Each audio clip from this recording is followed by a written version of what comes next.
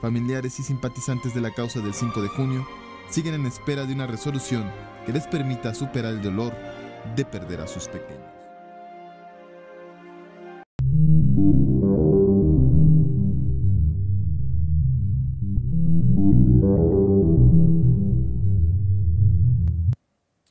Fíjense que hoy tenemos mucho, pero mucho de qué hablar, porque lo que está pasando en la última semana de la administración del presidente de México, vaya que está dándole bastantes dolores de cabeza a Washington. Parece que incluso este es uno de los golpes más fuertes que una administración mexicana le ha dado a una empresa estadounidense, no sé si en años o en décadas, porque todo parece indicar que ahora Estados Unidos tiene miedo de estos viejos fantasmas de la expropiación. El presidente de México, Andrés Manuel López Obrador, acaba de asestarle un golpe demoledor a los intereses de los estadounidenses. Hablamos de esta empresa, déjenme mostrarles la nota. Les muestro la nota como está circulando en Canadá, porque a mí me parece que es interesante ver la perspectiva con la que se redactan estas noticias desde el extranjero, sobre todo de países miembros del TEMEC, como Estados Unidos y Canadá. El National Post dice, pues básicamente el presidente de México embarga un puerto propiedad de Estados Unidos, de una minera estadounidense, una compañía minera estadounidense, en su última semana de mandato. ¿De quién se trata? Por cierto, abajo pues dice la nota pues que es una nueva violación al tratado comercial, otra más, y que Estados Unidos va a responder. Otra violación más de México, dice el National Post. Se trata de Vulcan Materials, que es una empresa que hoy ha sido expropiada en los terrenos clave que tenía para su uso en Quintana Roo. Ahí habían creado, pues ya les contaré, algo terrible, pero ahora se acaba de decretar una área natural protegida. No es un movimiento que Washington esperaba, por supuesto, y mucho menos a unos días de que López Obrador dejara su mandato. Se despide con un gancho al hígado contra la administración de Biden, pero sobre todo contra los intereses de estas compañías estadounidenses. Porque este decreto no solamente está poniendo ya fin a años de saqueo, de abuso del subsuelo mexicano, sino que también está reviviendo para Estados Unidos los fantasmas de las expropiaciones petroleras de 1938, pero ahora con una nueva arista. Ahora no solamente se trata del petróleo. Lo que está en juego aquí ahora son los recursos naturales que han sido explotados por décadas a favor de una multinacional extranjera. Hablamos de más de 53,000 hectáreas protegidas y es un impacto que no solamente va a afectar las ganancias estadounidenses de esta compañía, sino que está sacudiendo ya la diplomacia entre México y Estados Unidos, porque Estados Unidos no lo está tomando de la manera más amable posible que digamos. Ahora, ¿cómo es posible que algo tan grande haya pasado sin que nadie protestara por décadas? Digo, por menos que eso se armó un escándalo con el Tren Maya. Y la pregunta clave es, ¿por qué ahora? ¿Por qué un presidente que está ya a nada de concluir su mandato decide dar un gancho al hígado a su vecino que llevaba, ahora sabemos, décadas extrayendo recursos del suelo mexicano? En política no hay coincidencias, ¿eh? Ahora no se trata solamente de una decisión ambientalista. Detrás de esto hay toda una historia en donde también, por supuesto, hay tensiones geopolíticas que ya han puesto en jaque a las relaciones de México y Estados Unidos. Pero vamos a ver un poco de historia, porque esto tiene una sensación de juego que tiene desquite ni quien se quite. Y también queda una pregunta en el aire. ¿Qué va a hacer Washington? ¿Va a permitir que esta expropiación se quede sin represalias a México? Vemos que esto es algo muy común, las sanciones, las represalias. Y si una palabra no le gusta a Washington, créanme, esa palabra se llama expropiación. Bueno, miren, esta situación no puede verse simplemente como un tema ambiental. Eso es lo primero que tenemos que decir. Vulcan Materials ha estado extrayendo material pétreo de las tierras mexicanas durante años. ¿Qué le hace a ese material pétreo? De hecho, no sé si ustedes lo sabían. Yo como abogado en México una vez me tocó defender un caso así. Una persona que se le hizo muy fácil porque estaba construyendo su casa, pues había piedra en el río y fue por una carretilla de piedra al río. Una carretilla para su casa. Le cae la Policía Federal en esos años y lo mete a la cárcel. El delito, extracción de material pétreo.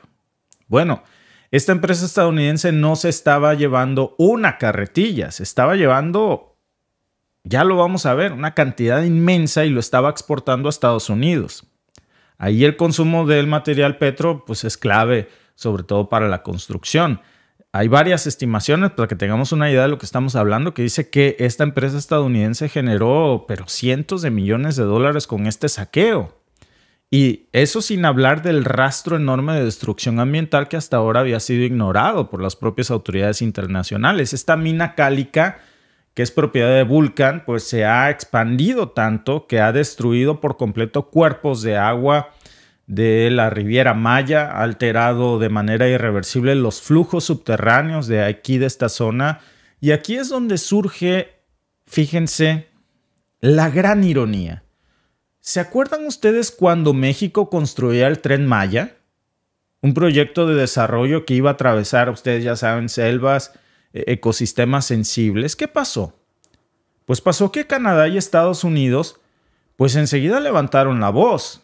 Decían que estaban muy preocupados por los posibles impactos ambientales y cómo eso podría violar los compromisos adquiridos en el TEMEC. Pero cuando se trata de una empresa estadounidense, esas preocupaciones desaparecen. Y aquí el discurso cambia. Lo que antes era una defensa del medio ambiente, pues ahora ya es una excusa perfecta para proteger los intereses corporativos estadounidenses. Aquí no vemos a un Eugenio Derbez o a una Kate del Castillo o algunos artistas cantando Sélvame Tierra. Aquí todos están, miren, chitón, calladitos. Cuando se trata de una empresa estadounidense como Vulcan Materials, todos se callan. ¿Se acuerdan de esto? Miren, porque luego se nos olvida. El Tren Maya está destruyendo la selva, nuestro patrimonio natural. Ya se han talado cientos, miles de árboles y podrían ser millones más. Se están contaminando los ríos subterráneos y cenotes. Y cabe mencionar que en esa zona está el sistema de ríos subterráneos más largos de todo el planeta Tierra. Y se estima que se desarrollaron a lo largo de 2 millones de años. No podemos destruirlos. Sería imposible recuperarlos. Le estamos quitando su casa a miles de especies nativas. Estamos quitándonos nuestra propia casa. No somos sus adversarios. Somos mexicanos y queremos la vida para todos nosotros. No necesitamos un tren que no tenga evaluaciones ambientales, que no cumpla la ley.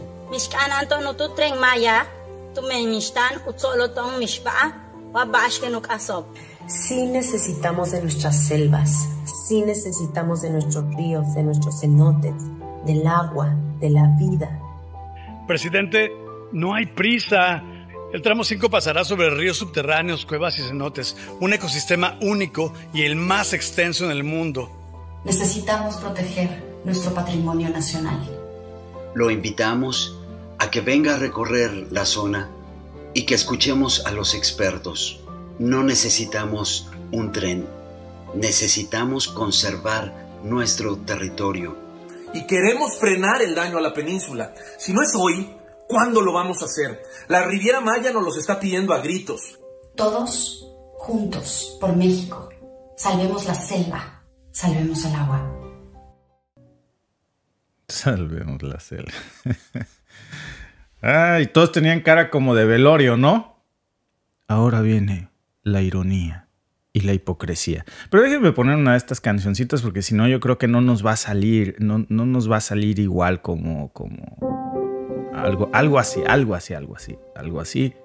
Porque es que de veras, mientras algunos disque activistas y políticos se desgarraban las vestiduras por el impacto ambiental del Tren Maya, Vulcan Materials llevaba más de 30 años saqueando Quintana Roo en silencio total. Bueno, ¿para qué le seguimos, amigos? Estos circos, de verdad, ya regresó la melancolía. Miren, esto es un circo. ¿Cuáles fueron las protestas internacionales o artísticas cuando Vulcan Materials comenzó a destruir más de 2.400 hectáreas de selva en Playa del Carmen?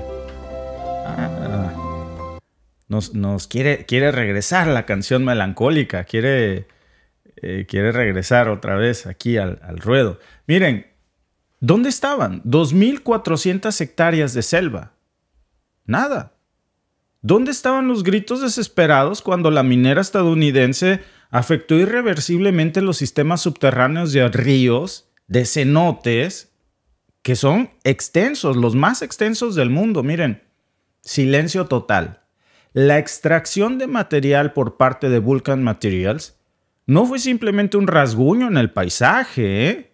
Cavaron por debajo del nivel freático y eso fue lo que causó una devastación de proporciones masivas. 9 cuerpos de agua quedaron completamente expuestos. Y eso lo que hizo fue alterar por completo los flujos subterráneos que eran esenciales no solamente para el ecosistema, también eran muy importantes para muchas comunidades locales indígenas y también zonas aledañas que quedaron sin este recurso vital. Hay que hablar muy claro, toda esta destrucción que dejó Vulcan Materials, la compañía estadounidense, en toda la región, fue catalogada incluso por especialistas como una catástrofe ambiental. ¿Vimos estos videos de Selva Me Tierra o no vimos nada? En estos momentos tampoco, incluso algunos pueden decir, bueno, es que eso fue hace mucho. Ahora que se da esta expropiación, no solamente no hay estos mensajes de solidaridad ambiental, sino que hay en la prensa un reclamo de cómo se vuelven a las épocas de la expropiación, que vamos a terminar como Venezuela, etc. Ya lo estaba yo leyendo hace un momento. Pero se estima que los daños que causó la biodiversidad aquí con esta empresa Vulcan Materials podría tardar hasta 300 años en recuperarse en esta zona de México. 300 años, amigos. Eso sí es que alguna vez se recupera. Y mientras todo esto pasa, ¿qué se llevaron? Se llevaron miles de millones de dólares en piedra caliza que extrayeron del suelo del Golfo de México para pavimentar carreteras en Estados Unidos. De hecho, solo en los últimos años, Vulcan Materials ha extraído millones de toneladas de material pétreo y ha acabado por completo con ecosistemas muy frágiles, exportando toda esa piedra sin dejarle casi nada a México. El valor de todo ese saqueo, estamos hablando, amigos, de más de 1.5 mil millones de dólares. 1.5 mil millones de dólares, para que tengan ideas, solamente en las demandas que Vulcan ha presentado cuando intentaron detener su destrucción. Entonces, valoren ustedes, calculen todo esto por el transcurso de los años que llevan ellos ahí, más de 30 años devastando el ecosistema. Tan solo piden 1.5 mil millones por esto. Entonces, cuando escuchábamos sobre todos estos impactos irreversibles del Tren Maya con esta cara de velorio, Vulcan Materials ya había causado daños ecológicos a un nivel catastrófico que tardaría, repito, 300 años en recuperarse. Y nadie dice nada. Pero claro, cuando se trata de proteger los intereses corporativos de una multinacional estadounidense, sale otra multinacional estadounidense o empresas como Univision, con artistas con los que tienen muchos contratos, y de repente las preocupaciones ambientales se desvanecen cuando se trata de Vulcan Materials. Qué conveniente, ¿no? Ahora, cuando vemos la reacción que Washington está tomando frente a esta expropiación de tierras a la empresa Vulcan Materials en la misma región, en donde antes se quejaban del Tren Maya, pues es claro ver que hay una hipocresía más que evidente aquí. Cuando vemos estos enfoques, por ejemplo, del National Post aquí, y cómo son tan distintos de lo que antes se veía hace apenas unos meses, hace unos años, cuando criticaban la construcción del Tren Maya por los impactos ambientales, porque sí que los tuvo, ¿eh? Toda obra del ser humano tiene un impacto ambiental. No es que antes ahí no hubiera más que desierto, a menos que nos vayamos al Sahara. Y aún así los desiertos también son ecosistemas. Entonces, en ese momento, nadie hizo un esfuerzo similar para parar las operaciones de esa multinacional estadounidense que ya estaba destruyendo el ecosistema de Playa del Carmen por décadas, que fue responsable de la extracción de tantísimo material y de una deforestación brutal, de una contaminación de acuíferos, de daños irreparables en la fauna y en la flora local. Pero Washington ahí guardó silencio sobre todas esas actividades. ¿Por qué? Pues porque se trataba de proteger los intereses de la empresa, una empresa que factura en dólares, que está asentada en Washington, en Estados Unidos, argumentando, pues ya saben, el libre comercio. ¿Por qué las preocupaciones ambientales de Washington solo aparecen cuando se trata de proyectos que benefician a México, pero no cuando sus propias empresas están saqueando los recursos naturales de nuestro país? Es muy claro que la preocupación ambiental, amigos, es utilizada como una herramienta geopolítica. Se aplica solamente cuando se alinea con los intereses económicos de las grandes corporaciones occidentales, solamente de algunos países que controlan la mayor cantidad de medios de comunicación. En el caso del Tren Maya, pues la administración de López Obrador fue muy criticada por los impactos que iba a tener esto en el ecosistema, cuando había otras empresas que estaban causando un daño todavía mayor por muchas décadas, y pues ahí, curiosamente, nadie las volteaba a ver. Ni siquiera sabíamos de la existencia de la deforestación de estas más de 6,000 hectáreas, no sabíamos de la interrupción de flujos subterráneos, pero el saqueo de Vulcan en la misma zona, por cierto, en donde se quejaban de otra obra, fue ignorado por completo. Entonces, ¿dónde está la coherencia? Porque si el Tren Maya era un riesgo para el medio ambiente, pues ¿por qué no lo es también una operación minera masiva que lleva años dañando la misma región? Claramente, la defensa del medio ambiente no es la verdadera prioridad aquí. Lo que está en juego es la defensa de los intereses corporativos de estas empresas, y ahora cuando México ha decidido poner fin a esas actividades destructivas de Vulcan Materials, pues el discurso cambia drásticamente. De repente Estados Unidos habla entonces de violaciones al TEMEC, de repente los artistas que participaron en ese video andan perdidos, no los veo haciendo otro video, y se olvidan de sus propias palabras cuando decían estar preocupados por la selva y por el medio ambiente. ¿A qué le tienen miedo? ¿A que le cancelen algún contrato en Univisión? Por cierto, y también hay que decirlo, el decreto presidencial que convierte más de 53,000 hectáreas en el área natural protegida Felipe Carrillo Puerto es mucho más que una acción de protección ambiental. También hoy está resultando ser un golpe devastador a los intereses de estas multinacionales como Vulcan Materials, propiedad de la mina Cálica en Playa del Carmen, que por muchos años estuvo haciendo de las suyas en el subsuelo mexicano para robarse legalmente todo este material y llevárselo para convertirlo en carreteras en los Estados Unidos.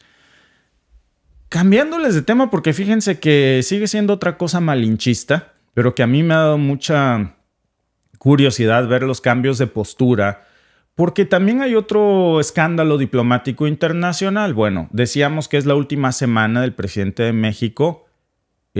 Francamente, bueno, pues cada quien tiene su percepción, ¿verdad? Ahora que se termina este sexenio. Yo creo que muchos lo vamos a extrañar, otros no tanto, ¿verdad? Otros van a decir que qué bueno que ya se va, pero este tipo de acciones no las habíamos visto, ¿no? Sobre todo, ayer lo decía, dicen que México está dividido, ¿no? Entre chairos y fifis. Y yo les decía ayer, está dividido entre chairos y chairos aspiracionistas, porque habemos dos grupos, los que somos chairos y sabemos que lo somos. ¿Por qué? Porque en esa denominación cultural o de estrato económico, pues sabemos que estamos en un estrato económico bajo. A pesar de vivir en un país de primer mundo, yo sé mi realidad, tengo un estrato económico bajo que no se puede comparar con un fifi como Elon Musk, como Jeff Bezos, como la verdadera gente poderosa y rica que controla ese 1%, el 80% de la riqueza mundial. Entonces, solamente vemos chairos y chairos aspiracionistas que creen que no lo son, pero que lo son. Tener un carro no te hace fifi. Bueno, aquí viene todo esto. Viene a que la presidenta Claudia Sheinbaum, la próxima presidenta ya oficialmente en unos días de México, pues decidió no invitar a Felipe VI. Y se ha armado toda una polémica. Los medios de comunicación en México se la están tundiendo, porque ¿cómo se atreve a no invitar a Felipe VI si es parte de la herencia histórica de nuestro país? Si su majestad es mi tío hermano, porque ya ven que yo soy descendiente de españoles y mi sangre azul, todos somos descendientes de españoles por la colonización de alguna manera.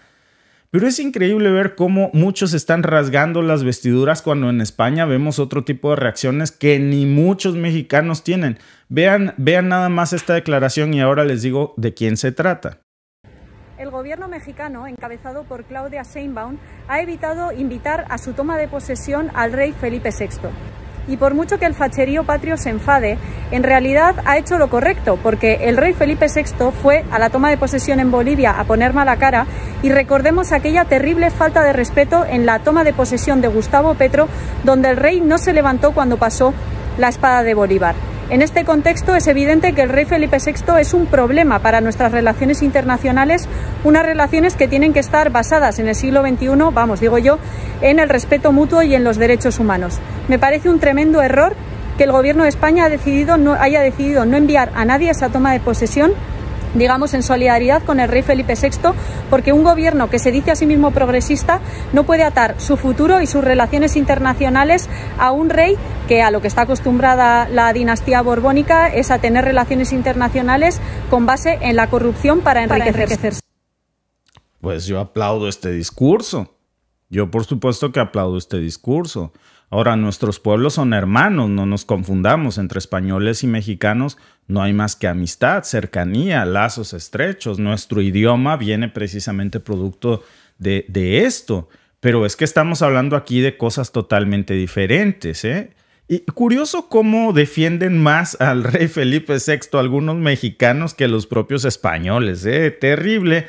Dirían mis hijos cuando hablamos de algo aquí, por ejemplo el Super Bowl y esto, que no es tan popular aquí en Canadá, pero tampoco en México, y la gente finge que le gusta el Super Bowl cuando en su vida lo ha visto. Solamente, dicen mis hijos, quieren parecer americanos so bad, ¿no? Como se esfuerzan tanto. ¿Y qué es lo que está pasando aquí? ¿Quién es esta persona que vimos en el video? Lone Belarra es una política española que es secretaria general del partido Podemos. Es activista, es parte de una corriente ideológica muy importante, esta corriente Podemos. Pero fíjense que lo que dijo tiene mucha razón acerca de esto que pasó precisamente y los gestos. ¿Cómo ven en España estos gestos? Sobre todo a los que se refería del rey Felipe VI, que tuvo esta polémica en Colombia, porque Petro sí lo invitó a su toma de protesta en el 2022, pero resulta que cuando pasa la espada de Simón Bolívar, que es un símbolo muy poderoso de la independencia de varios países latinoamericanos, incluyendo, claro, Colombia, de la independencia, de alejarse, de romper lazos con España, de dejar de ser una colonia española, de convertirse en un país libre. Bueno, de eso es un símbolo precisamente la espada de Bolívar. Es un símbolo de la independencia. Todos se pararon. El presidente de Chile, Gabriel Boric, se paró. Todos aplaudieron, menos ¿quién? Felipe VI. Él se quedó sentado, dijo, yo no me paro porque ¿cómo me voy a parar? Pues si por esa espada y esos movimientos dejaron de ser mi colonia. Entonces yo no estoy de acuerdo con eso. Todos lo tomaron, claro, como una falta de respeto. Muchos dicen que México ya debe de superarlo, pero parece que quien no lo supera es el rey Felipe VI. Parece que le gustaría que siguiéramos siendo sus colonias. Es una falta de respeto. Ya supéralo, ya pasó. Ya son países independientes, olvídalo. Levántate, a la tierra que fueres, haz lo que vieres. Si para esos países es un símbolo importante de su independencia, porque lo es, levántate como un gesto de respeto. Simplemente, lo que pasó, pasó. Fueron tus bisabuelos, fueron tus antepasados, qué sé yo. Bueno, déjalo atrás. No los deja atrás. Y por supuesto tampoco México deja atrás este capítulo que se tiene que cerrar, pero que tampoco debe de ser impedimento para la construcción de relaciones diplomáticas sanas. Pero pues se los quería yo traer a colación porque me parece muy importante ver la diferencia de reacciones en España y en México, en algunos medios de México, ¿no? Que estaba yo viendo que defienden al rey Felipe VI más que los propios españoles. Increíble. La pregunta del día es: ¿justo que Estados Unidos se queje de la expropiación de Vulcan Materials? Las respuestas son no, solo se protegen intereses. Sí, es una violación al TEMEC o es un tema muy complejo. Para los que nos están viendo en la plataforma de YouTube, ahí es donde pueden ustedes votar por la opción que crean que es la más adecuada, así que los invitamos a hacerlo. Vamos a cerrar la encuesta en estos momentos y déjenme presentarles los resultados para ver qué opinan las personas que nos están viendo en estos momentos. Su opinión es muy importante para nosotros. El 77% cree que no es justo que se queje, pues sobre todo cuando hay esta contradicción con lo que apenas decían hace unos años cuando el Tren Maya, y ahora aquí dicen otra cosa diferente. Son intereses. El 12% cree que sí es una violación al TEMEC y el otro 12% cree que es un tema muy complejo. Por supuesto que es un tema muy complejo, pero no por eso debe de alejarnos de la realidad del cinismo que estamos viendo aquí, de los dobles discursos, y sobre todo también yo creo que es más importante, todo tiene perspectivas diferentes. Los objetos no se miran de la misma manera desde distintos ángulos. Lo que resulta a veces triste es los ángulos de algunos medios de comunicación en México. Vergonzoso. Vergonzoso cómo presentan algunas noticias referentes, por ejemplo, al conflicto con este conflicto diplomático que se ha presentado ya con el rey Felipe VI, y se nos olvida tomar otras consideraciones muy distintas de la opinión de muchos españoles. La posición de esta expropiación también, cuando hay que ver en dónde están esos artistas que protestaban apenas hace unos meses de Selva me tierra y ahora pues ya andan muy perdidos.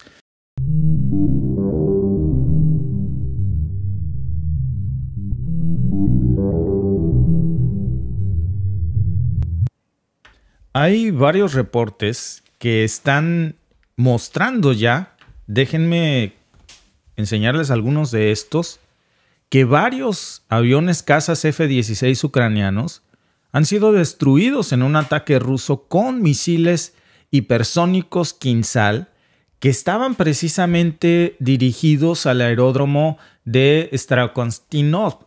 Ayer precisamente se comenzó a hablar de esto, de un ataque a un aeródromo, pero no se tenían muchos detalles acerca de exactamente cuál era el objetivo. Un aeródromo en sí ya parecía que era un impacto muy grande, pero esto ya cobra otra dimensión por completo. Ya estamos hablando, lo de menos es el aeródromo bombardeado. Lo que estaríamos aquí viendo es un bombardeo de los F-16 rusos, de los F-16 de la OTAN en suelo ucraniano por un bombardeo ruso que habría dado en el corazón de la infraestructura militar y, por cierto, también en la infraestructura energética ucraniana, porque acuérdense que Zelensky se fue a quejar de eso a la ONU mientras le iba a vender horas después su plan de la victoria a Washington. Resulta que la Fuerza Aérea Ucraniana pues ahora está lidiando con esto, un rumor que está dejando de ser rumor conforme avanzan las horas. Hace apenas unos cuantos momentos, más de 70 drones kamikazes geranios fueron lanzados en ataques que alcanzaron instalaciones energéticas de Ucrania. Hablábamos de eso ayer. Las consecuencias pues no se hicieron esperar. Había explosiones en Kiev, un ataque, decíamos, un bombardeo que duró más de 5 horas. Pero fíjense, ahora se está sabiendo que entre el resto de objetivos y las ciudades afectadas, no nada más estaba Kiev, no nada más estaba la estridencia de la nota del aeródromo, sino que la versión oficial ucraniana pues estaba intentando suavizar ese golpe. Estaban negando, incluso hasta este momento, mucha de esta información está queriendo ser ocultada por Ucrania y sobre todo por la OTAN. ¿Cuánto tiempo va a pasar Ucrania a este ritmo de destrucción antes de que su capacidad militar colapse por completo? Porque ya estamos viendo el inicio de cómo se está desmoronando, casi desapareciendo por completo su defensa aérea. Lo que ya nos está mostrando esto, pues es que esta guerra está escalando a niveles que pocos se imaginaban. La cortina mediática que se está montando del lado de los medios de comunicación es brutal, porque nos están mostrando una cara de la moneda, pero no la otra. Y vamos a hablar de lo que realmente nos quieren ocultar, de lo que pasó en el aeródromo de Starokonstantinov, en donde la situación aquí ya no es una simple operación militar más. Estamos hablando de un ataque muy poderoso, tal vez uno de los más emblemáticos que se hayan desatado recientemente, porque estos F-16 son la joya de la corona de la OTAN dada a Ucrania. Tardaron muchísimo tiempo en mandar los primeros, y esos primeros, al parecer, F-16, tardaron más tiempo en llegar que en ser bombardeados en pedazos. Ahora hay restos aparentemente de estos aviones que muchos pensaban que iban a cambiar el juego de la guerra en Ucrania, que la OTAN iba a cambiar el rumbo de la guerra aquí, y ahora pues parece que esta amenaza se convirtió en pues una verdadera llama enorme en estos aeródromos, y ya lo que estamos viendo es que se están prestando cada vez más este tipo de confirmaciones por diversos canales, tanto de Telegram, tanto videos que están circulando, porque esta base que atacó Rusia no es cualquier base, no es cualquier aeródromo. Es uno de los pocos lugares que podían tener la capacidad para estacionar y desde donde podían operar los F-16 de la OTAN. Entonces este ataque que se está ya reportando en varios canales y medios de comunicación, no en CNN, por supuesto, no en DW, pero sí en muchos canales independientes, es que después de que despegaran los MiG-31K rusos, que son conocidos por ser estas plataformas de lanzamiento de los misiles Kinzhal, los está utilizando Rusia para disparar los Kinzhal. Para los que no están tan familiarizados con estos famosos Kinzhal, pues hablamos de misiles hipersónicos, que no pueden ser detenidos por nada. No hay hasta este momento una tecnología occidental, ni asiática, ni en ninguna parte del mundo que sea efectiva para poder parar un ataque hipersónico. No existe. Estamos hablando de un arma que vuela tan rápido que pues es casi imposible interceptar. Así que si alguien no para será pura coincidencia, créanme. O necesitarían numerosos sistemas de defensa, mucho más de lo que tiene Ucrania para parar un solo Kinzhal. Y no se lanzó nada más uno ayer. Entonces, cuando comenzaron a aparecer estos reportes sobre el uso de Kinzhals, pues hablábamos de algo gordo, de un objetivo grande. Y estas explosiones que se reportaban en el aeródromo de Starokonstantinov, pues no es difícil de entender que los daños ahí pudieron ser severos, pero que era un objetivo muy importante. Ahora, hablemos de este aeródromo y por qué estas versiones que estamos viendo, amigos, cada vez cobran más sentido. Más allá de la verdad que nos quieran ocultar, pues no era una pista de aterrizaje de aviones comerciales o para avionetas de fumigación de granjas, no. Tenía búnkeres reforzados. Estaba construido precisamente desde la época de la Unión Soviética y curiosamente estaba preparado para proteger aviones como los F-16, pero también para alojar armas y equipos de la OTAN. Más allá de los búnkeres que estaban en este aeródromo, estaba reportándose apenas hace unas horas un bombardeo constante como el que ocurrió ayer que hablábamos, que duró más de 5 horas, que estaban desgastando con drones las defensas, estos drones guardaespaldas, que detrás de esto siempre vienen misiles más poderosos que son los Kinzhal, para tratar de aniquilar cualquier oposición de defensa aérea. Y parece que los rusos sabían exactamente a dónde apuntar. No nada más era la infraestructura eléctrica. Estaban intentando deshabilitar este punto clave porque para que los F-16 despeguen o aterricen en suelo ucraniano hay muy pocas opciones. Y lo interesante aquí es que a pesar de que Ucrania dice que paró varios de los drones de los ataques de ayer, pues no pudo parar los ataques hipersónicos. Y parece que los daños que realmente se quieren ocultar son enormes y muy escandalosos para la OTAN. porque los reportes que hasta este momento no se han querido confirmar nos hablan de que presuntamente Rusia habría destruido hasta 4 aviones F-16 que estaban estacionados en este aeródromo. Eso sería un golpe letal, no solo para la estrategia ucraniana, también para la OTAN. Y lo que sí sabemos es que estos F-16 pues son, repito, la joya de la corona de la OTAN en Ucrania. Y si lo siguen golpeando así en suelo ucraniano, difícilmente vamos a ver una diferencia en la guerra con la llegada de estos 16. Repito, más tardaron en llegar que en explotar. Ya las fuentes oficiales pues están tratando de desviar el tema. Las occidentales, claro, las ucranianas. Pero estos rumores de que volaron ayer al menos 4 aviones F-16, pues es una información que está circulando junto con videos.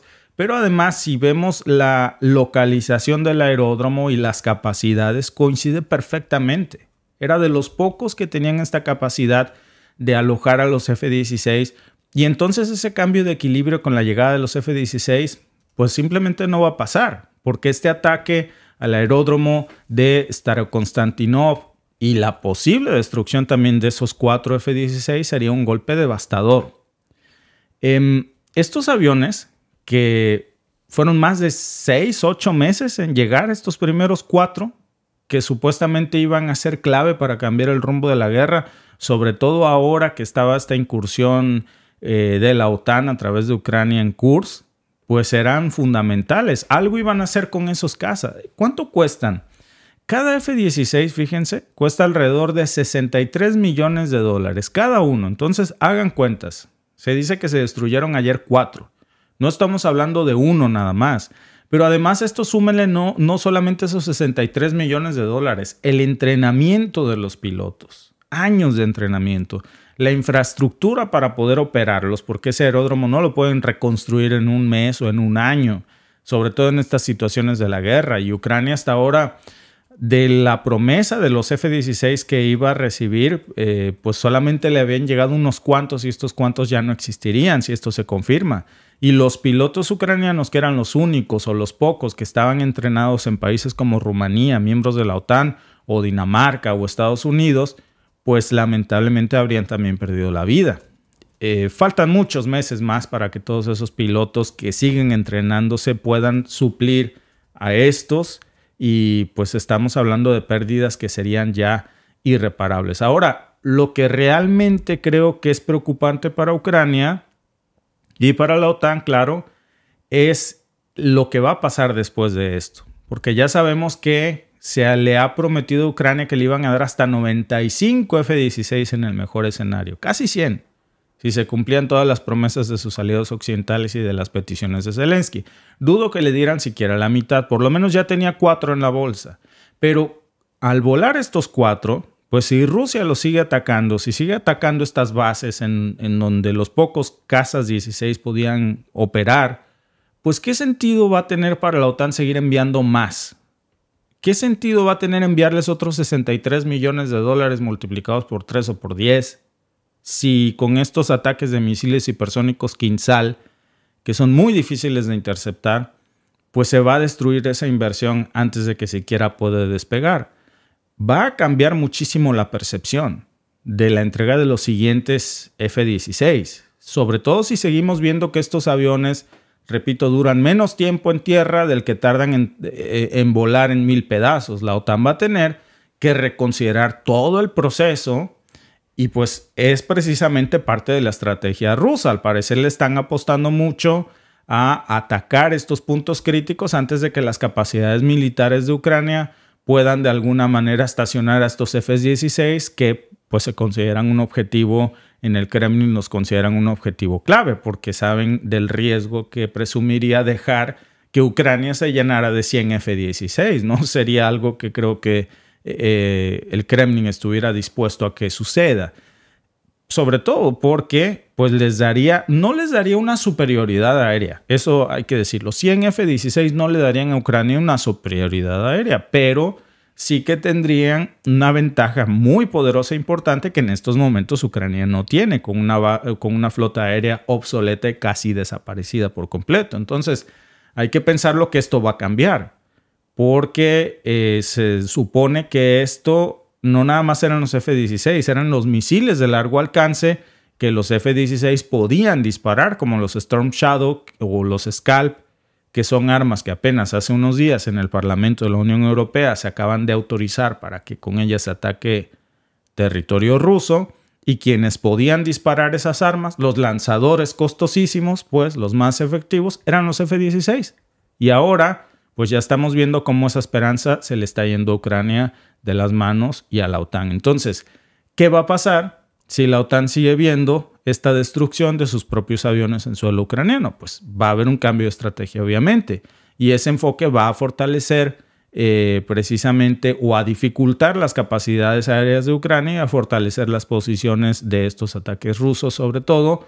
Y lo que está claro es que este impacto ya sería enorme, y estos rumores, Alba, que estamos viendo aquí cada vez tienen más sentido. Sí, claro, como decía alguien, le enviaron los aviones F-16 que lo destruyeron. De seguro son aviones F-16 viejos, sin los repuestos y sin los reemplazos y todo. Y sí, efectivamente, mucho del arsenal que le están mandando a Ucrania es arsenal viejo. Mismos notas que lo ha sacado el Pentágono en sus investigaciones, y se las han cobrado 3 veces más caras que si fueran armamento nuevo. Entonces no les dude que estos F-16 efectivamente sean los más viejos que tenga, porque un F-16 nuevo está costando entre 40 y 60 millones de dólares. O sea, ese es el costo promedio que pueden ustedes encontrar de un F-16. Entonces, si ahorita le destruyeron 5, vamos a dejarlo barato porque ya era viejo, ya tenía ahí su kilometraje. Entonces, 30 millones, ni ustedes ni yo, 30 millones. Vamos a darle la mejor oferta a Ucrania, que seguramente se los vendieron en 90, pero vamos a decir que fueron 30 millones. 5 fueron 150 millones perdidos, más aparte de las vidas. Por ahí que alguien en los comentarios me decía que destruyeron 5 F-16 y que un piloto estadounidense perdió la vida. Pues muy seguramente también el otro piloto, cuando lo derribaron en el aire, un F-16, que fueron las mismas fuerzas aéreas ucranianas. Los propios Patriots estadounidenses volaron a sus propios aviones. Entonces, que supuestamente era un piloto ucraniano. La verdad, a lo mejor le dieron la nacionalidad ucraniana. Pero el misil que lo derribó era estadounidense. Era estadounidense. Entonces no es la primera vez que desafortunadamente estas cosas pasan. De hecho, estaban los rumores de que hace muchísimo tiempo ya habían llegado supuestamente estos famosos F-16 que tanto le habían prometido a Zelensky y que lo habíamos visto tanto en ya van a llegar, que supuestamente ya habían llegado, pero que no llegaban a Ucrania porque no tenían los aeródromos. Y luego salió Ucrania a decir que sí, pero que los tenían escondidos entre las montañas, que por seguridad para que no se los volara a Rusia, por supuesto, porque si los ponían en un aeródromo se los iban a volar. ¿Pero cómo vas a poner un F-16 en una montaña? Escondidos entre las montañas, en un túnel subterráneo entre las montañas, que ellos tenían una guarida especial. Entonces se inventaron una serie no le pega ni a la vecina que casi quiere cargar su carro cuando pasa un tope. Ay, sí. Y le va a decir, ¿para qué lo quiere ahí en una montaña? Para que no se lo bombarden.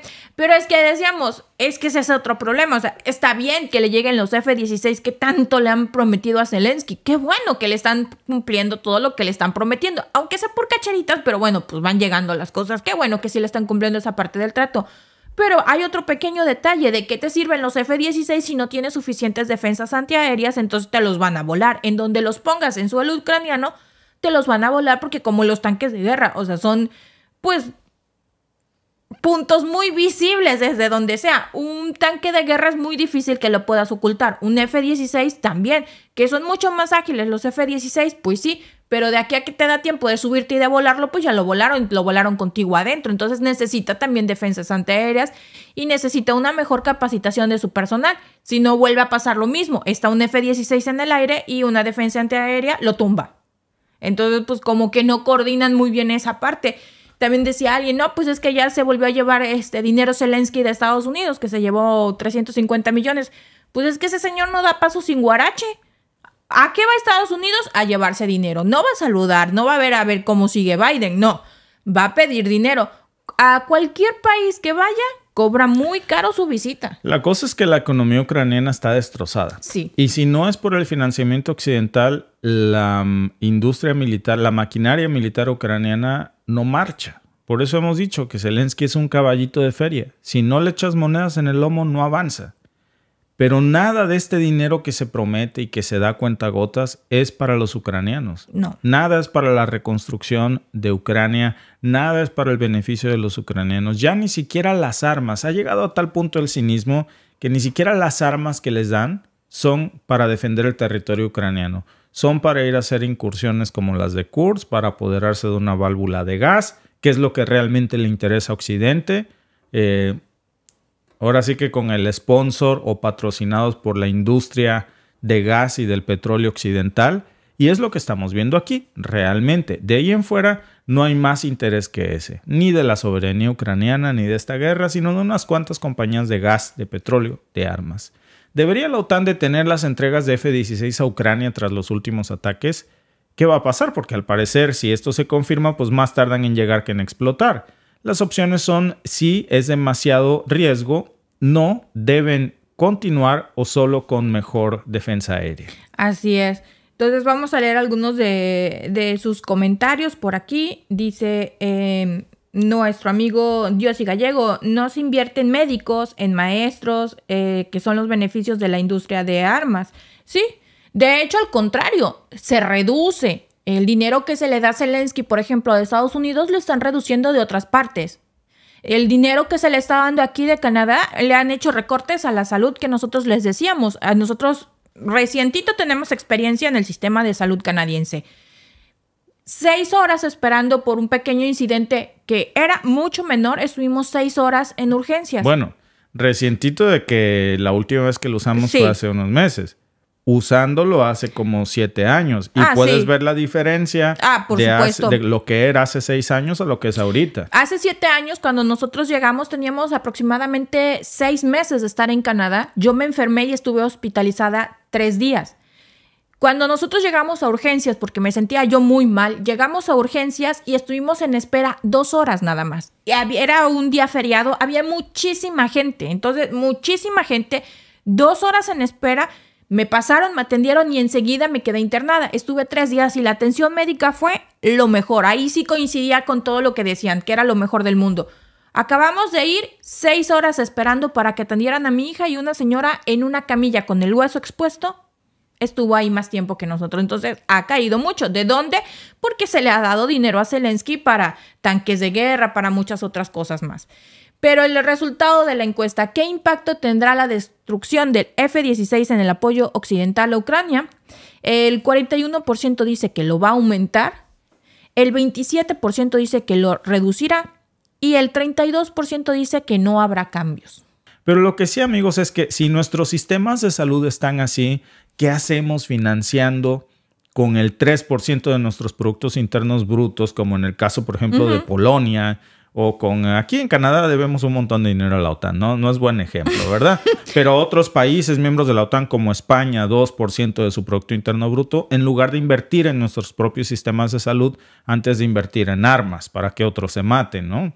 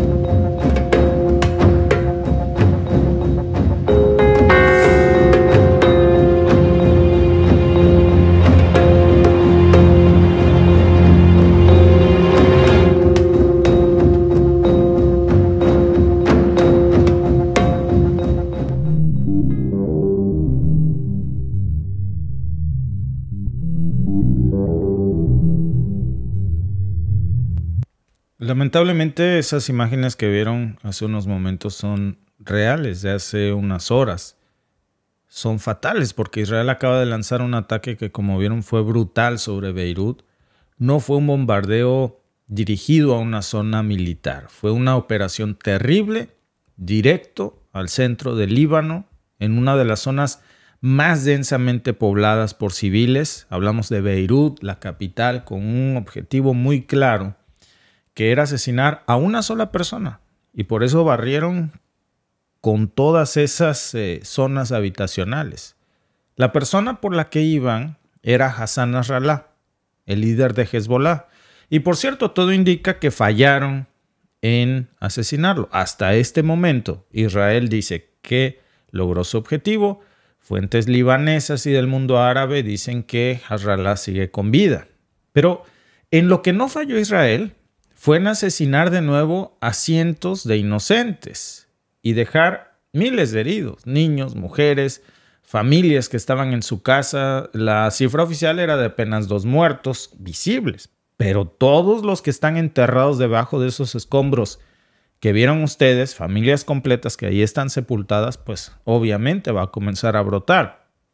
Ahora vemos cómo la ciudad está en ruinas, el humo estaba cubriendo el cielo, las explosiones se cimbraron a kilómetros, como vieron en el video. Y la pregunta obligada es: ¿qué está buscando Israel? Porque lo que acaban de hacer no es solamente un ataque más, es un acto terrorista. Uno que podría incendiar toda la región, porque no están atacando una zona militar, atacan familias, atacan zonas habitacionales. Por matar a una persona, barren con un pueblo completo si es necesario. Y la pregunta es: ¿este ataque a Nasrallah fue realmente un golpe estratégico o solo estamos viendo el inicio de otro genocidio étnico? Porque ya vemos cómo Hezbollah ha sido duramente criticado por Israel y bueno, lo cierto es que sí ha sido un dolor de cabeza para Israel, eso nadie lo puede negar. Ha lanzado miles de cohetes apuntando directamente hacia sus ciudades por años, pero es un hecho que Hezbollah no es cualquier grupo armado. Y no hay que confundir Hezbollah con el pueblo libanés. Son cosas muy separadas. Desde que crearon Hezbollah en los años 80, por cierto, con el apoyo del Mossad de Israel, pues fue un grupo que se convirtió a la larga en un aliado de Irán en la región. Y el verdadero desafío para Israel ahora es Nasrallah, que es su líder. Y es una figura clave no solamente por la organización, sino porque representa una parte fundamental de todo el eje de resistencia que incluye a Siria, a Irán. Y hoy, al parecer, pues Israel ha decidido ir tras la cabeza de Nasrallah, literalmente. Y este ataque sobre Beirut, específicamente en la zona de Dahiyeh, es un bastión en donde pues dicen que se ubican muchas personas de Hezbollah. Israel sabía lo que estaba haciendo. Israel sabía que ahí había sobre todo civiles viviendo, pero el mensaje que mandaron, confirmando que fueron ellos, por cierto, fue este.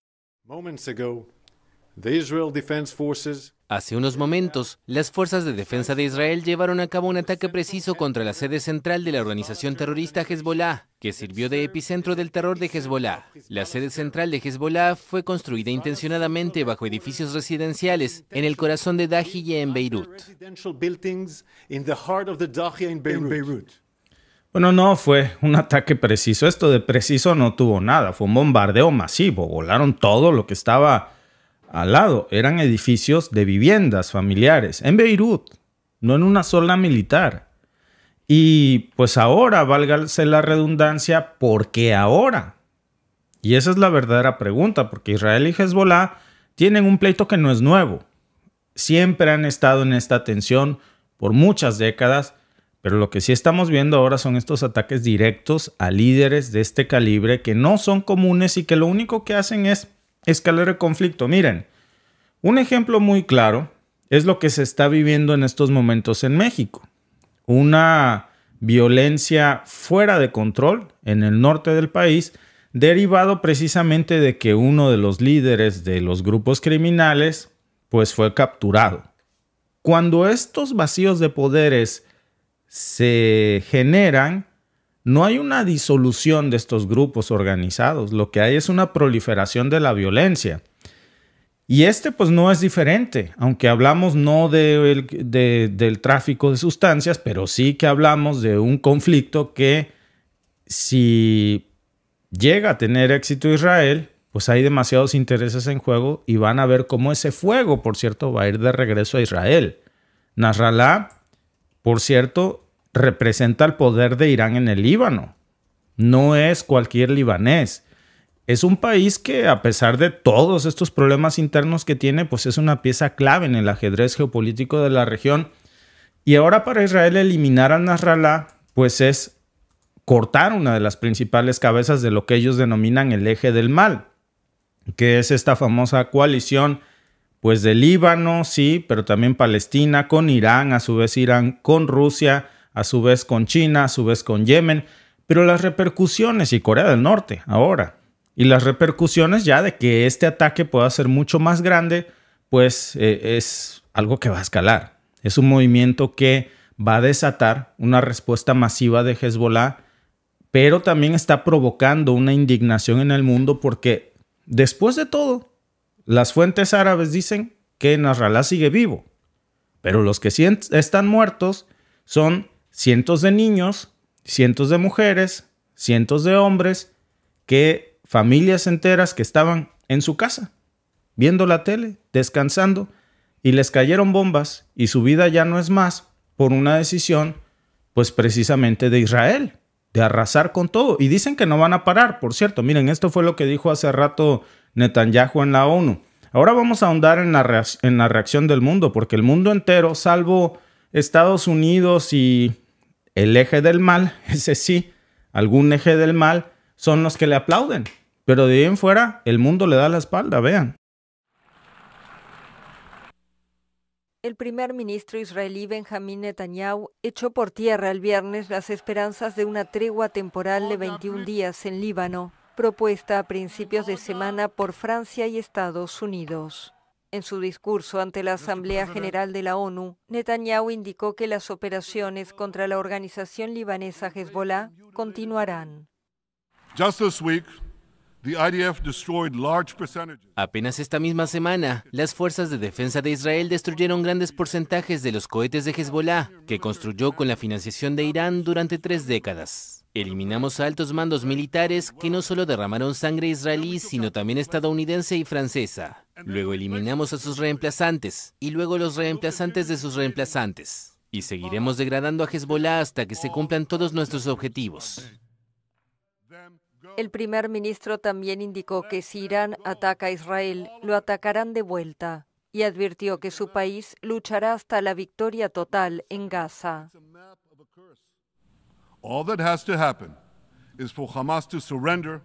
Lo único que tiene que pasar es que Hamás se rinda, deponga las armas y libere a todos los rehenes. Pero si no lo hacen, lucharemos hasta conseguir la victoria total. No hay sustituto para eso.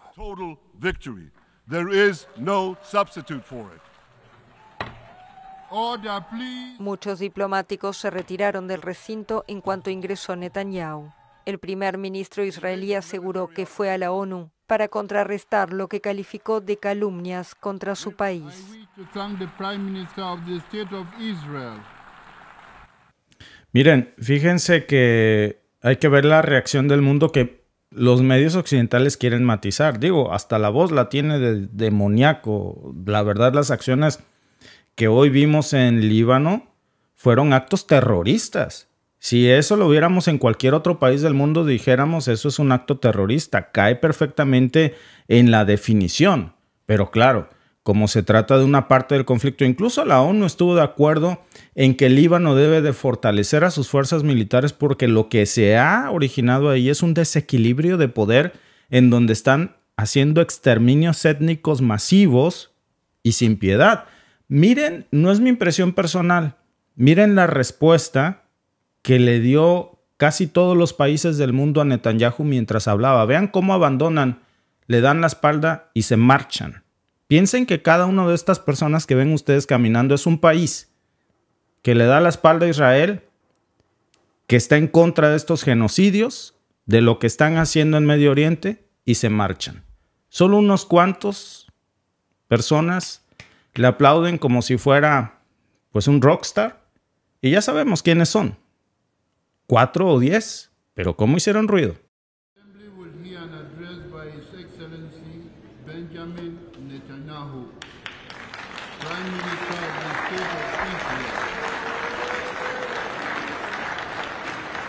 I request protocol to escort His Excellency and invite him to address the Assembly.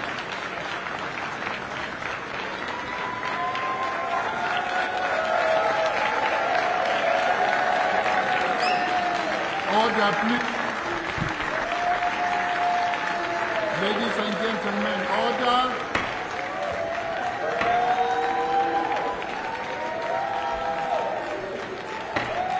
Order, please.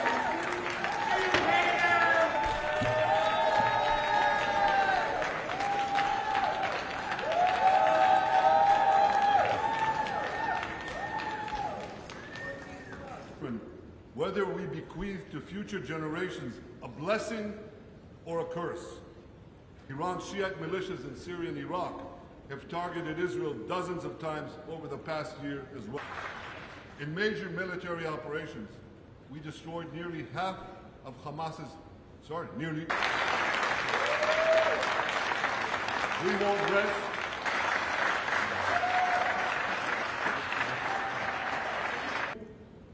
And evil is portrayed as good. We see this moral confusion harm's way. We spared no effort in this noble pursuit. An authority president, Mahmoud Abbas. This is the man. Se quedó hablando solo, Alba. Claro. Porque obviamente el mundo no está de acuerdo con sus acciones. Me recuerda también al pintor austriaco. En su momento había mucha gente que le aplaudía. Y hoy es recordado como uno de los grandes genocidas de la historia. Y yo le decía a Víctor, y lo vuelvo a decir, la ONU lo llamó genocida hace unas semanas.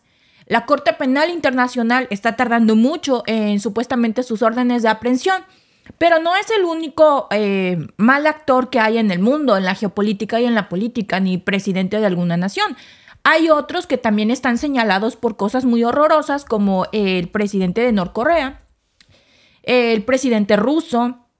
Hay muchas otras naciones. ¿Por qué también no los invitan a la ONU? Digo, los están señalando de lo mismo, pero sin embargo vemos que a uno que lo señalan de genocida en este momento, la misma ONU lo invita a que dé un discurso. Y no vemos que estén invitando, por ejemplo, a Corea del Norte, a que lo tachan también de muchas cosas, a que vaya a dar un discurso. Tampoco estamos viendo que vaya Vladimir Putin a la ONU como invitado a dar un discurso. Tampoco vemos que vaya Maduro, que lo señalan también de cosas muy malas, la ONU, que vaya a dar un discurso. Entonces, si la ONU ahora se está abriendo para invitar a que den discursos los que están señalando de cosas muy malas en el mundo, entonces vamos a empezar a ver un desfile de los más malos de los malos. Claro, pero no es así. Incluso en los Juegos Olímpicos vimos cómo no se invitó, por ejemplo, a la delegación rusa, pero Israel fue recibido con aplausos, a pesar del repudio de la comunidad internacional ante lo que estamos viendo. Y no me confundan, Hamás tiene que pagar por lo que ha hecho, pero debe de haber una vara en la misma medida. Ya la Corte Penal Internacional lanzó órdenes de aprehensión, lanzó estas investigaciones en contra de Netanyahu por crímenes de lesa humanidad, pero también en contra de Hezbollah, también en contra de Hamás, porque al final del día sus acciones no son muy diferentes. Alguien decía en los comentarios, Hamás tiene que pagar por lo que hizo. Claro, tiene que pagar por lo que hizo, tiene que soltar a los rehenes porque son inocentes. ¿Quién va a regresar a la vida a esos más de 15,000 niños que ha asesinado el ejército israelí en respuesta a eso? ¿Quién? ¿Quién va a regresarles la vida a esas más de 48,000 personas inocentes? No hablo de los miembros de Hamás, esos buscaron su destino. Pero ¿y los demás? Esos más de 15,000 niños, esos más de 48,000 palestinos que hoy ya no están con nosotros. Madres, padres, niños, niñas inocentes y totalmente ajenos a este conflicto. Ellos son víctimas. Víctimas al igual que los 148 secuestrados. La única diferencia aquí es una cifra que es totalmente abismal y diferente. No importa si hablamos de 48,000 o de 148, si fuera uno de nuestros familiares, en cualquiera de ambos lados, nos dolería muchísimo. Y no podemos mostrar precisamente dolor cuando se trata de una nacionalidad, de indiferencia cuando se trata de un niño de otra. Porque los seres humanos valemos lo mismo.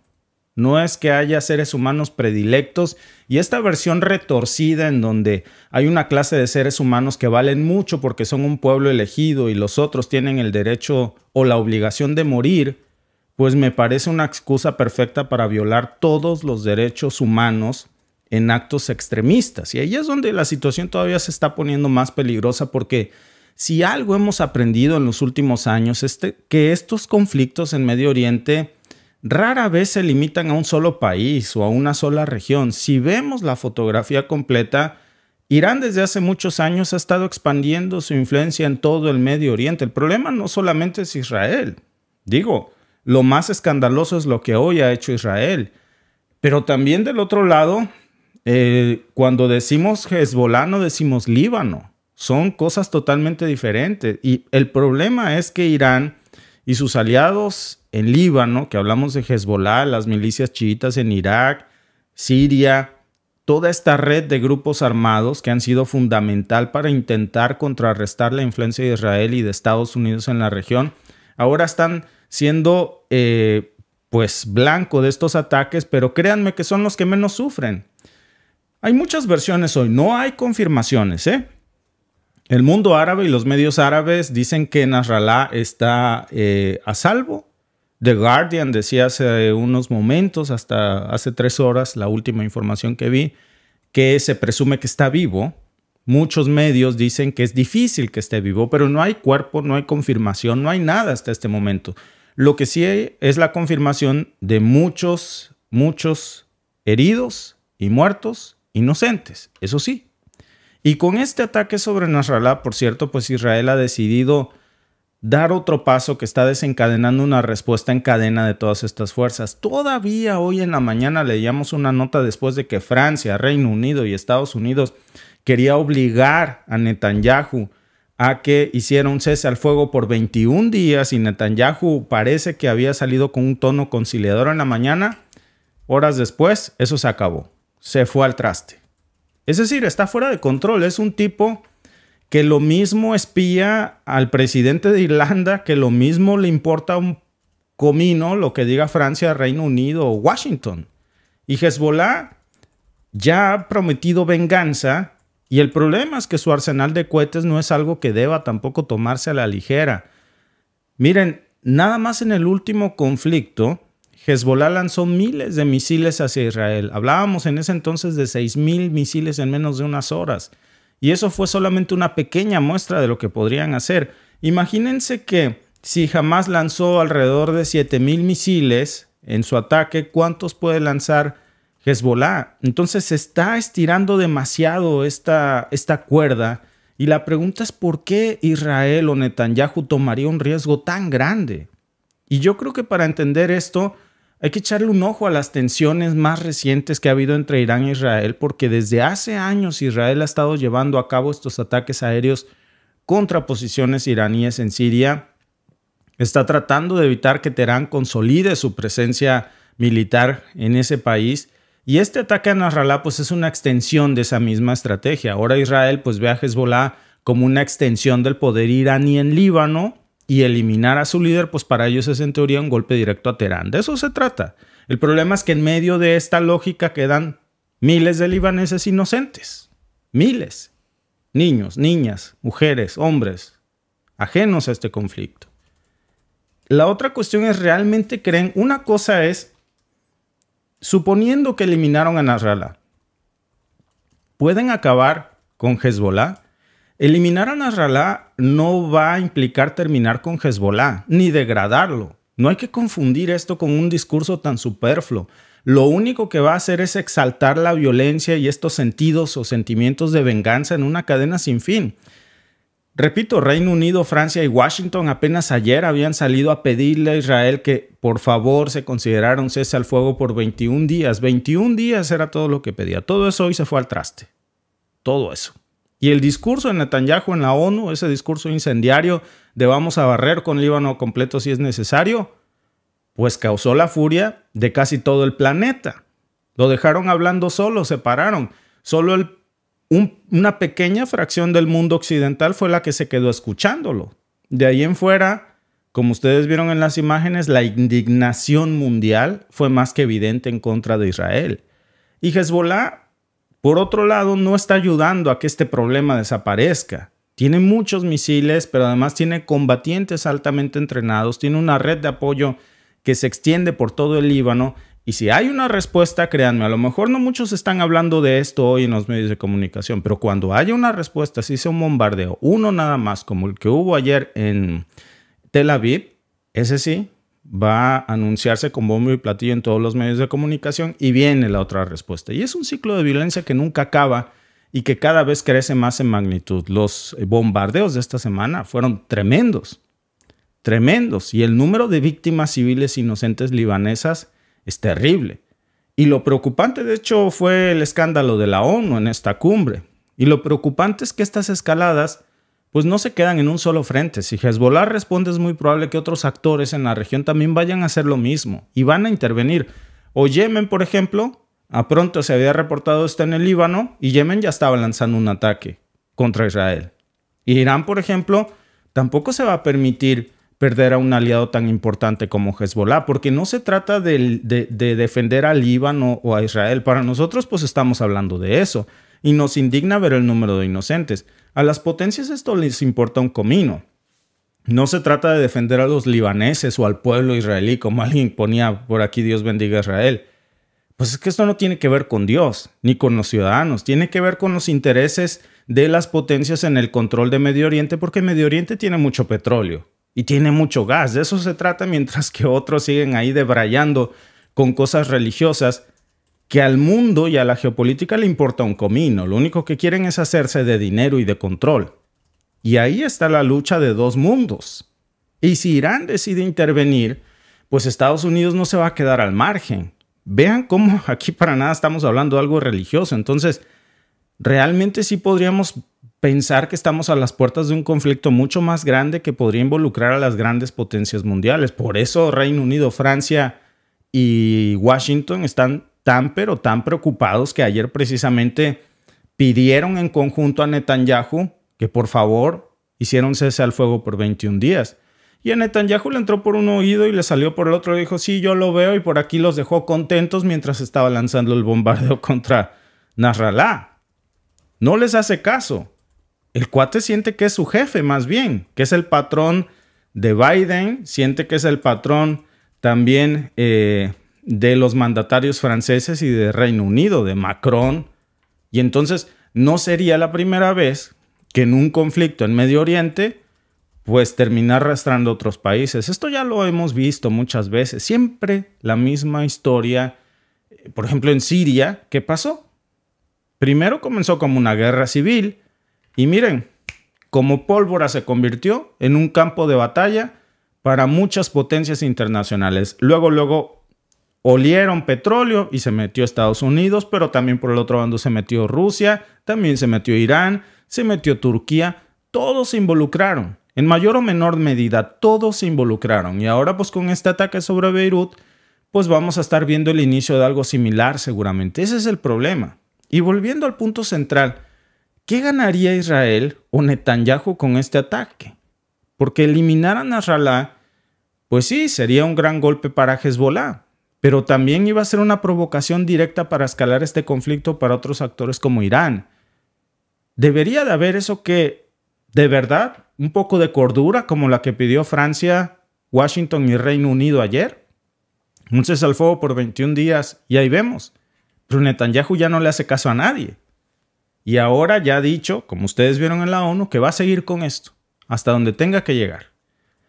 Y si termina habiendo armas nucleares en este conflicto, pues hasta donde tenga que llevar. Alguien decía que nadie en Medio Oriente tiene armas nucleares. Yo lo dudo. Israel dice que no tiene, yo creo que sí tiene. Irán dice que tampoco tiene, yo creo que Irán sí tiene. Entonces, estos ataques se pueden salir de control muy fácilmente. Esta cuerda nuclear que parece a veces que se va a reventar en el conflicto entre Rusia y la OTAN, es más fácil, créanme, que termine reventándose aquí.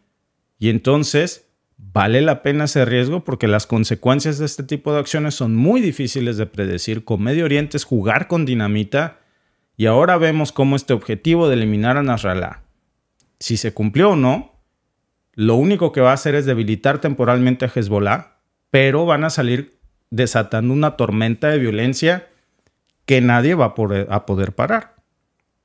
Y la población libanesa, que ya ha sufrido de por sí muchísimo, pues va a terminar pagando la factura, las consecuencias de otro exterminio étnico, de otro genocidio, como el que vimos lamentablemente en Palestina, Alba. Sí, no, y es terrible cuando buscas justificar las acciones de una persona tan siniestra como Netanyahu y decir, es que es el pueblo de Dios, que esto ya lo hemos repetido hasta el cansancio, o es que ustedes son antisemitas. No utilicen palabras, amigos, que no saben no conocen qué es. Usan antisemitismo para referirse a Israel. Bueno, el pueblo palestino es un pueblo semita. Entonces buscan la división de semita y ya luego sabemos cuándo podemos utilizar esa palabra. Porque lo que Israel está haciendo es antisemitismo. Está atacando a otro pueblo semita. Y no tiene que ver esto, porque alguien decía esta tontería. Siempre viene alguno que pone Dios bendiga a Israel. Sí, por supuesto. Dios nos bendiga a todos. Dios nos bendiga a todos, pero además, ese que escribió eso, que considere que Netanyahu es el mismo que está obligando al pueblo judío a enlistarse en el ejército cuando sus creencias religiosas se los prohíben. Porque los judíos ortodoxos y los ultraortodoxos no pueden, lo decíamos el otro día y lo vuelvo a repetir, ni cortarse el cabello, ni empuñar un arma, ni portar un uniforme del ejército, y los están obligando. Las imágenes que salen en las redes sociales en donde los toman por la fuerza los jovencitos judíos ortodoxos y ultraortodoxos y se resisten y se botan al suelo y sus padres los jalan para que no se los lleven a la guerra, son desgarradoras, amigos. Búsquenlas en X. Claro. Eso es lo que sería defender al pueblo judío. Que hoy los quiere Netanyahu y esta guerra hacer que contradigan sus creencias religiosas y su fe. Una cosa es el pueblo judío que hoy está sufriendo por esta guerra y otra es el Estado de Israel que representa a Netanyahu. Miren, es el mismo cuento que parece que no queremos entender de lo que pasó con Jesucristo. ¿Quién mató a Jesucristo? Los altos jerarcas judíos, los fariseos. Pero no por eso Jesucristo dejó de ser judío. El pueblo judío al final, pues se formó, ahí hubo profetas y todo lo que ustedes me quieren decir que es religioso. Pero los que terminaron asesinándolo fueron esos jerarcas. Y hoy estamos viendo precisamente cómo la historia se repite. Aquí estamos viendo un Netanyahu que tiene una postura muy diferente de la postura religiosa del pueblo judío. Claro. Entonces no hay que confundir. No hay que confundirnos. Y luego buscar justificar en algún punto esto por algo bíblico cuando el pueblo judío no reconoce la Biblia y ellos no se rigen por la Biblia. Y decir es que son el ejército de Dios. Yo se los decía ayer y se los vuelvo a repetir, amigos. No seamos tan egocéntricos, no seamos tan enfermos de ego.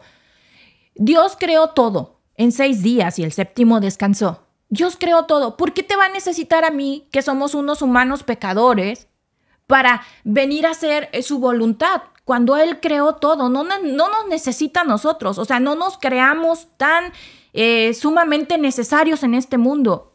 Tú te mueres y mañana la vida sigue. Así es. Yo me muero hoy y mañana la vida sigue sin mí. Claro. No soy la pieza fundamental de todo esto. Entonces, no soy yo la que tiene que ir a pelear en nombre de Dios, porque esas son las banderas que se están utilizando si Dios para no nos matar quiere vivo, inocentes. pues ya no, es nuestra vida es de Él. Si no quiere que vivamos, mañana no vivimos, pero no necesita que Estados Unidos le mande bombas a Netanyahu para que explote un edificio en Beirut. Exacto, o sea, no nos vendamos esa historia de que es que me necesitan y yo soy. No es cierto, no somos ni cerca lo que Dios quiere en esta tierra, pero nos metemos la idea de es que yo soy el ejército de Dios. O no vivimos como Dios. Exacto. Quisiera, ¿no? ¿Qué opina la gente que nos está viendo? ¿Cree que Israel tiene derecho a atacar Beirut para eliminar a Nasrallah? El 75% cree que no, que esto es un abuso de poder. El 25% cree que sí, que es legítima defensa. Yo tenía un poco de esperanza, Salva, con lo que estaba pidiendo Reino Unido, Francia y Washington. Tiene que haber un poco de mesura en la región porque están en el mismo punto todos. Mi apoyo a lo que pedía Occidente la mañana de ayer. Washington, Francia, Reino Unido, la OTAN. Oye, 21 días, porque esto se va a hacer un... Tiradero fuera de control. Sí. Y claro, lo están diciendo porque, espera, mi petróleo se va a desplomar y entonces eso no nos conviene. Además, yo tengo elecciones ahorita. 21 días, dame chance nada más para que levante Kamala. Sí. Pero por lo menos eran 21 días de libaneses que tendrían más vida y que hoy ya no amanecieron. Claro, y 21 días en los que sería muy bueno que se metieran más países a tratar de mediar esta situación, porque no se necesita que les estén mandando ni bombas a Líbano, ni bombas a Israel, se necesita que se esté mediando esta situación y que se llegue a un acuerdo y que pare esta masacre de ambos lados, porque hay gente inocente que no tiene nada de culpa más que estar en el momento erróneo cuando cae una bomba. Entonces no importa si la bomba cae del lado israelí, muchos de ellos ni la culpa tienen de nada y les cayó un bombazo que le mandaron del Líbano. O la gente del Líbano, que su delito fue estar ahí y que cayó un bombazo. Entonces, es lo que se tiene que parar, esos bombazos de lado y para donde sea. Pero ya el mundo está hasta aquí de Netanyahu. Nos quedó claro con las imágenes de hoy de la ONU. Sí. ¿Quién puede apoyar esto? Amigos, muchas gracias por unirse a nuestros podcasts de hoy y nos vemos mañana con más información. Hasta mañana.